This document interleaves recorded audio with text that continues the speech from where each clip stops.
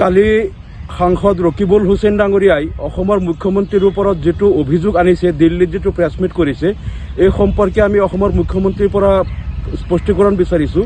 ৰকিবুল হুছেইন সাহেবে স্পষ্ট অভিযোগ কৰিছে যে মুখ্যমন্ত্ৰী মহোদয় আলফাৰ সদস্য হয় আৰু এইটো উচ্চ ন্যায়ালয়ৰ এটা কপি তেখেতে কালি তাত পঢ়ি শুনাই দিছে আৰু সেই উচ্চ ন্যায়ালয়ৰ কপিত উল্লেখ থকা মতে মুখ্যমন্ত্ৰী হিমন্ত বিশ্ব শৰ্মা আলফাৰ কেডাৰ হয়, তেওঁ সাৰেণ্ডাৰ কৰা নাই। সাৰেণ্ডাৰ কৰিলে তেওঁ সালফা হ'লহেঁতেন, সালফা হ'লে তেওঁ নিৰ্বাচন খেলিব পাৰিলেহেঁতেন। যিহেতু তেওঁ সাৰেণ্ডাৰ কৰা নাই আৰু তেওঁ আলফা কেডাৰ হৈ আছে, গতিকে আলফা কেডাৰ এজন মুখ্যমন্ত্ৰী হোৱাটো অসমৰ নিৰাপত্তাৰ কাৰণে অতি এটা ভয়ানক কথা, চিন্তনীয় কথা।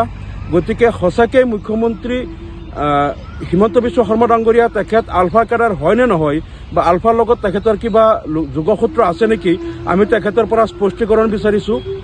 আৰু লগতে আমি APCCৰ সভাপতি ভূপেন বৰা ডাঙৰীয়ালৈ তেখেতৰ পৰাও আমি এটা প্ৰশ্ন কৰিছোঁ, তেখেতৰ পৰাও স্পষ্টীকৰণ বিচাৰিছোঁ যে যদি মুখ্যমন্ত্ৰী হিমন্ত বিশ্ব শৰ্মা আলফা কেডাৰ আছিল, তেওঁ সাৰেণ্ডাৰ কৰা নাছিল, আলফাৰ লগত তেওঁ লিংক আছে, তেনেহ'লে কংগ্ৰেছ দলে তেওঁক কিয় বিধায়ক হিচাপে তেওঁক টিকেট দিছিল আৰু তেওঁক কিয় মন্ত্ৰী পাতিছিল, কংগ্ৰেছৰ দিনত তেওঁ কেনেকৈ মন্ত্ৰী হ'ল, কেনেকৈ বিধায়ক হ'ল, এই বিষয়টো APCCয়ে স্পষ্ট কৰিব লাগে।